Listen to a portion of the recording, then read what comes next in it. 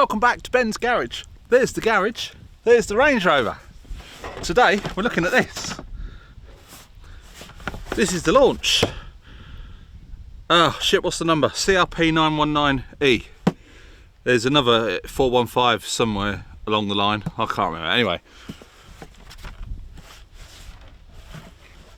if you're in the market for a diagnostic tool and you don't want to do just Range Rovers, this might be your answer. Yeah, it was sent to me for testing, trying it out. But yeah, it comes in a very nice case. It is quite heavy. I was surprised when they dropped it off. It's like you pick the box up, said to send him your scanner. Bloody hell, that's heavy. And then it comes in this. So we'll crack it open, see what's inside. Then we'll plug it in the car and see what sort of systems we can go into on this. It is quite it's not top of the range, and it's not the budget basement, bargain basement scanner. It's sort of mid-range. This will be aimed primarily at sort of like the DIY enthusiast that works on all their mates' cars, so you can do all makes, all models. Who knows? Anyway, let's open it up and see what's inside. Let's say, nice case. Ta-da! That's the actual scanner. These are your power adapters. Got one for the US, one of those style ones. A UK plug. It's got one of these silly adapters that you put that in there. We've got this top section that you can unlock.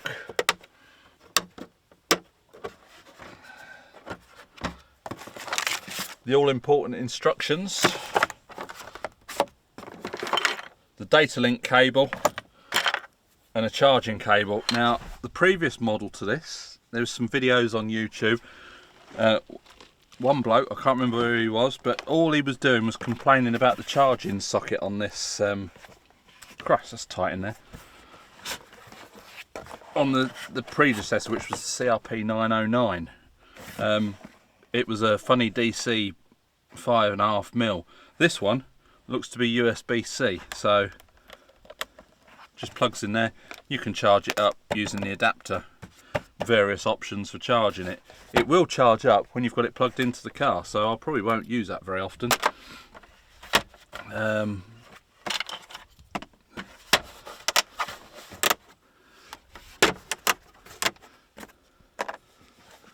So yeah, there it is. It's got fingerprints on it.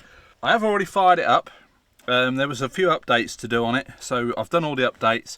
That updated every single make and model, all the systems that you can go into, which we'll see when we plug it into the car. But it's it really feels well built.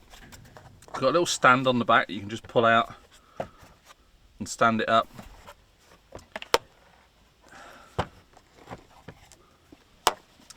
There is even a camera in the back with a little flash. I've no idea what that is. I did find it in the instruction manual. I'm not sure what it was, but yeah, there's your data link cable, goes into your OBD port, and that plugs in to the scanner. Now, one of the complaints on the previous model to this was that it wasn't Bluetooth. This one isn't Bluetooth either. It's got a data link cable, plugs in there into your car. There are scanners at this price point that are Bluetooth, which is handy if you are sort of want to be under the bonnet with this, running actuator tests, all that kind of thing.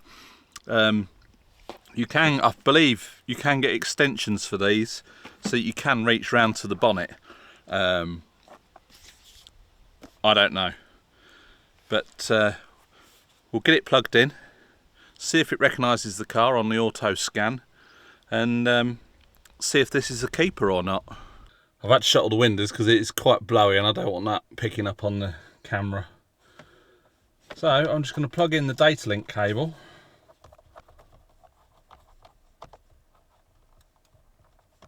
Right, so we'll put the ignition on. It's doing a firmware update, which I'm not sure how because we're not connected to the internet.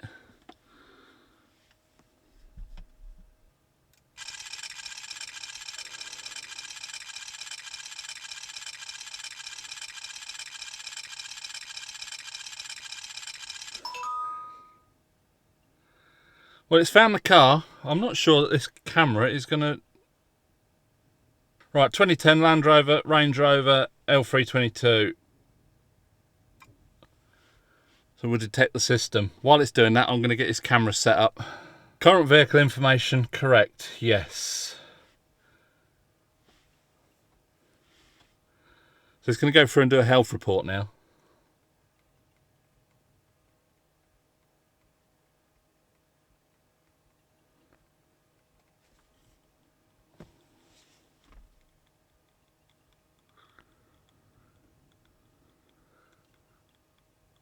So diagnostic report, it's all touchscreen, but you can use the buttons. So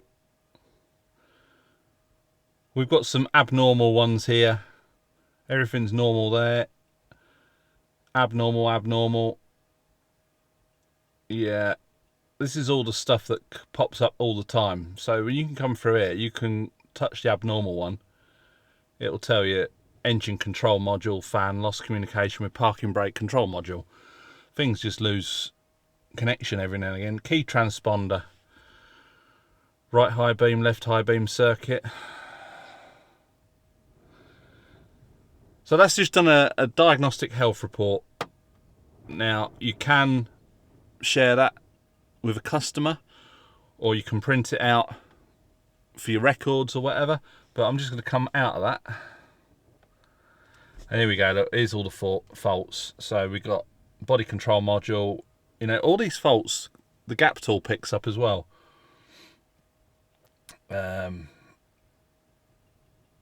Yeah, all the speaker controls, and then all this lot down here is good. So that's that. Right, I'm going to clear the codes.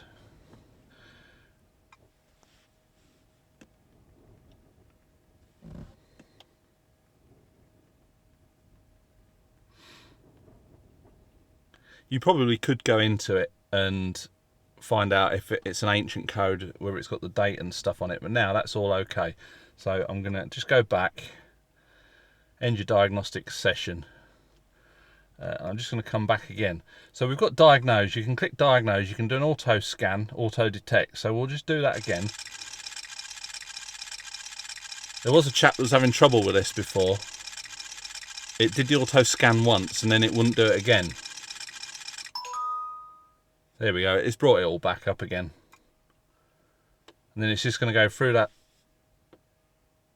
bit.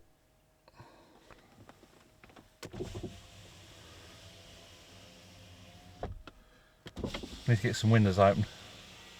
So there we go, it's brought up the car. So yes. And it's just going to do another health check. So when you go into the diagnose, it does an auto scan and just does another health check. But this time it should have no faults because we've just cleared the codes. As you can see at the top right, it's charging the battery up.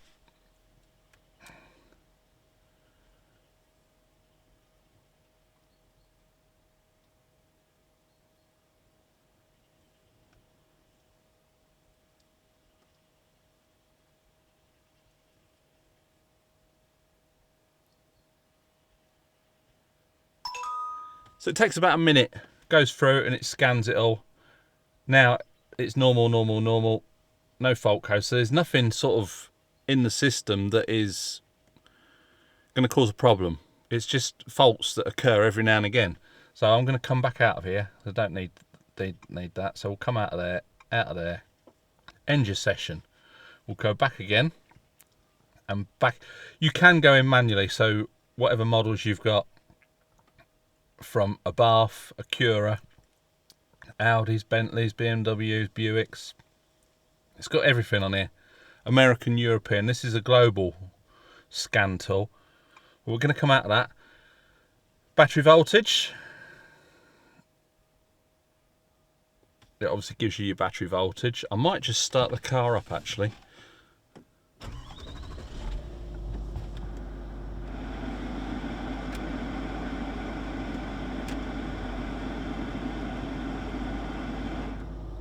So you can see that it pulled it right down when it went to start, and now it's back up, it's 14 volts.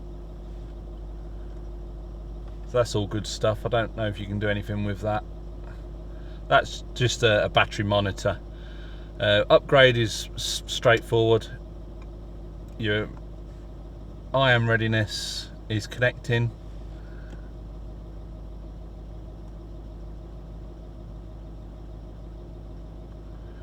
And here we go. We can bring up all different bits and pieces. A lot of it's unsupported.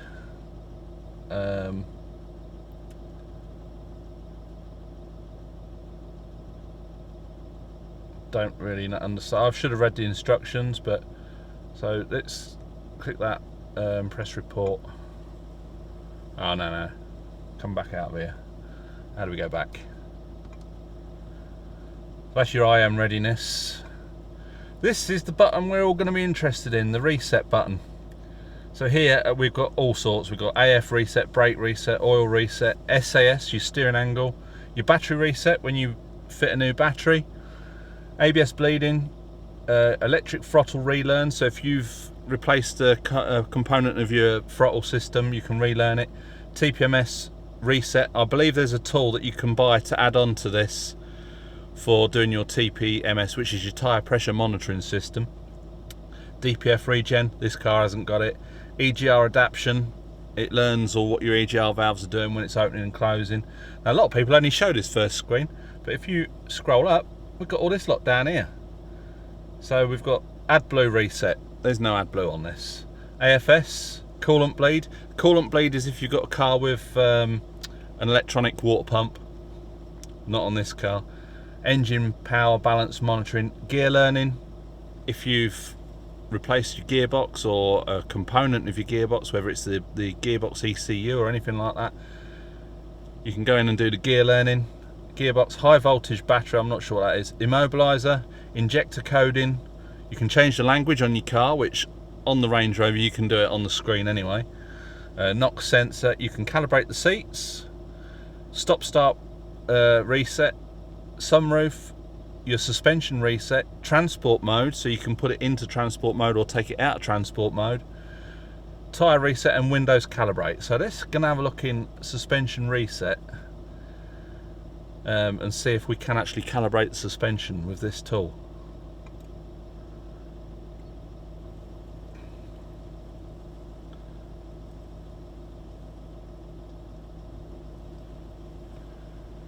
Oh, I've got to find the car, have we?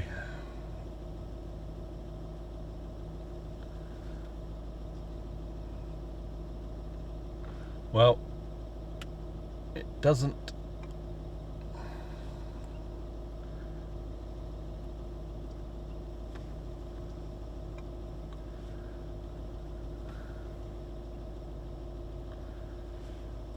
Oh dear.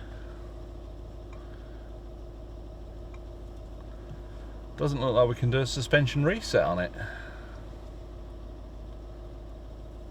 which is a bit disappointing. Oil reset, all that lot. Battery reset. We just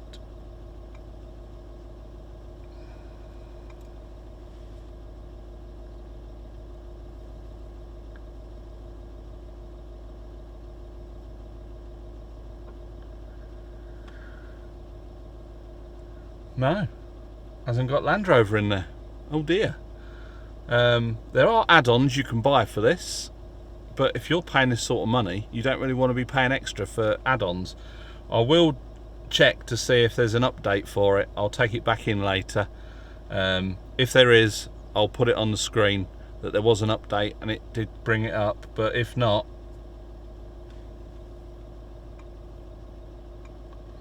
well, that's a conundrum, isn't it? Anyway, that's all the resets you can do on it. So we'll come out of there. You can mail it, upgrade, battery voltage, data, which I think is just all your diagnostic, your records, the library. If you know, if it throws up a code, you can just put in P1.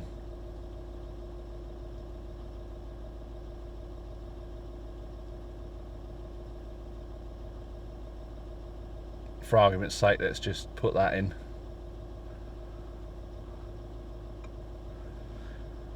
And there you go, it'll bring up the DTC and you can go through and read what it is. Gives you quite a good explanation of what the fault is. So we've got a couple of diagnostic reports here for the Land Rover. That's the first one with 20 faults and that's the second one with 0 faults. So we'll come out of that. That's your diagnostic report. Firmware fix, image. Now it has got a camera on it, but I don't know how you can use it. So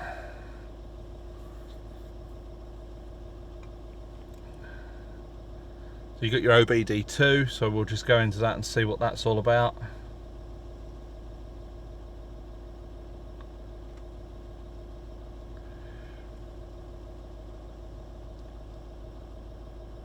You know, you got full protocol scanning. It's got the chassis number, all the bits and pieces.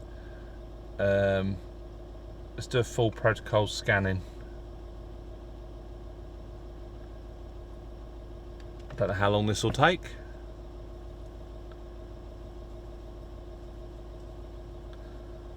It's failed on a lot of them because it's obviously not got that protocol.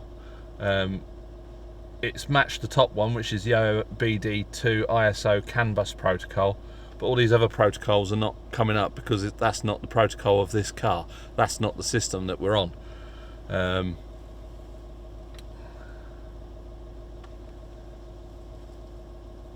Yeah, anyway, let's come back out of that. Yeah. Oh, what have we done? Battery voltage. We don't want that. We've done that already. So I think you can use the buttons. You don't need to do just the touch screen. Oh, what have I done? Let's get back on target. So it has got everything, and it's got a hell of a lot of makes and models.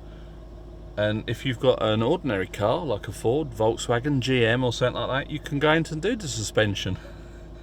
I will have a look when we take it in. I'll take it in and see if I can update it and we can get any Land Rover.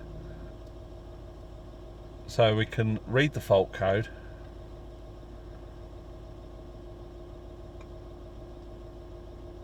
Help info. Here we go. Possible causes. So the power steering control module has not received the expected CAN signal from the parking aid control. Blah blah blah. And it just tells you about all that. So we'll come back out of there. I'm trying to. We'll read the data stream. And here we go. We can select all and then hit OK. And that brings up our data stream for the audio, the ACM type thing. So we've got 80 decibels, system temperature is 85 degrees C, volume level 7. So you can go through. Radio station is tuned to 97,500 Hertz. Thank you very much. So we can record that if we wanted to. Can we go into each one separately? No. We can bring up a graph.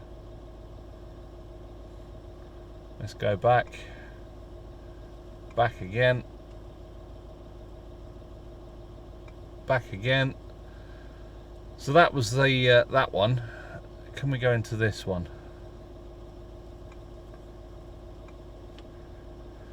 So we can read the fault code again. This is speaker circuits, so we can go back, read the data stream for the speaker circuits, select all, OK. Here we go. Supply voltage 13.8. Control module is 33 degrees. Let's bring that graph up, can we?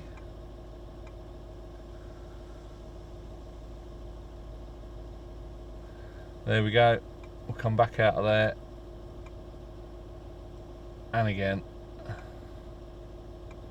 And again. And now I've got a cup of tea coming.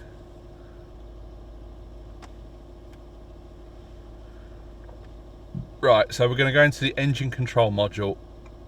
there. We can do actuation tests, data streams. I think this is the one where we can do like live readings. So we can go through and get ambient air temperature, battery voltage, calculated load value, coolant temperature. Okay. That brings all these up, so it tells you what they are, and I don't know, I think you might be able to combine them.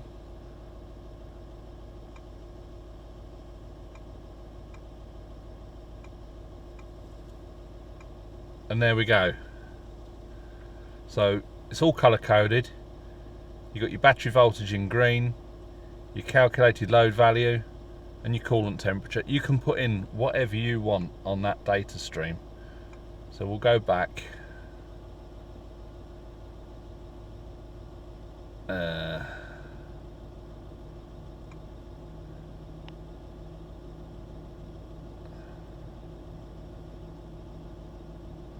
Cylinder balancing, all the injectors,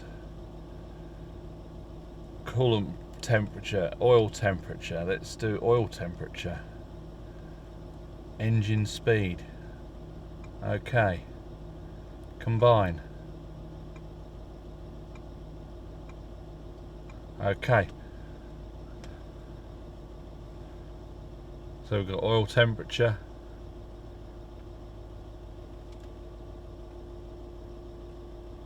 coolant temperature. You can bring up whatever you want on this graph. So if I come back again, unselect. Right, let's find accelerator position and both the airflow meters. Hit OK. Combine. OK. Oh.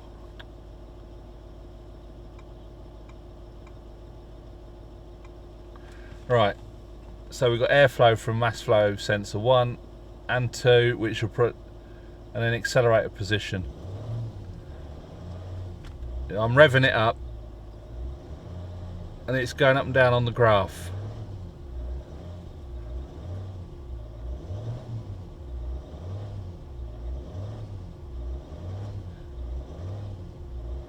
So it looks like one of the airflow sensors is peaking a little bit higher than the other one. But you can see that they're all going up and down with the when I'm revving it up. And now it's just idle. The accelerator one down the bottom here is just sitting on 0, because if I just take the revs up,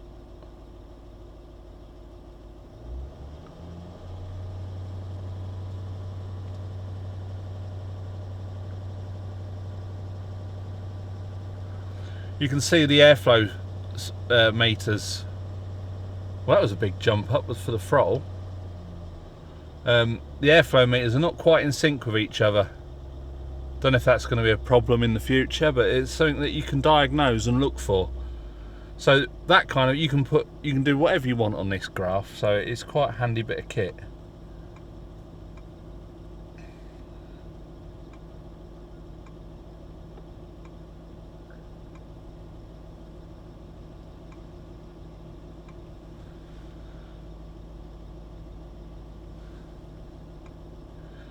Let's see if I can do a steering angle reset.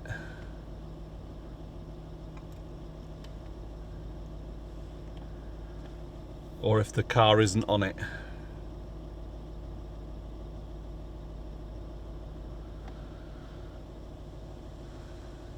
Jaguar, Land Rover, so we do have Land Rover.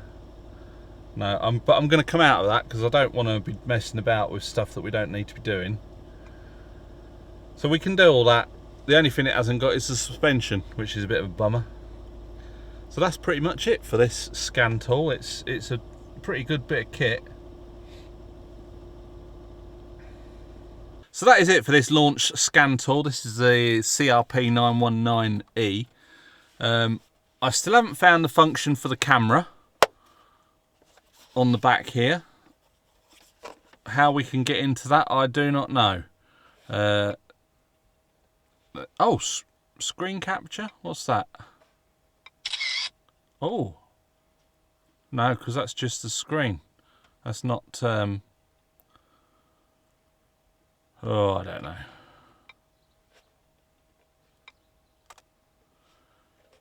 It's, there was nothing really in the instructions about how to use the camera on the back. But it's a good bit of kit. It feels solid. It's got the USB-C charging. However, it does charge up when you plug it into your car. Power button there, which I'm going to switch it off now. You press the power button and it says power off, so you press that and it's shut down. You've got the stand on the back, so you can pull that out.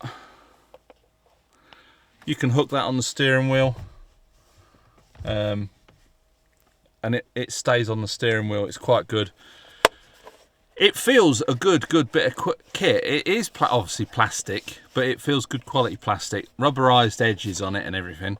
But just a little bit disappointed that it didn't have the suspension calibration settings on here for Land Rover. I will try updating it and see if Land Rover comes on, and I will email them and see if it does it, because obviously they sent it to me knowing full well that this channel deals mainly in the Range Rovers.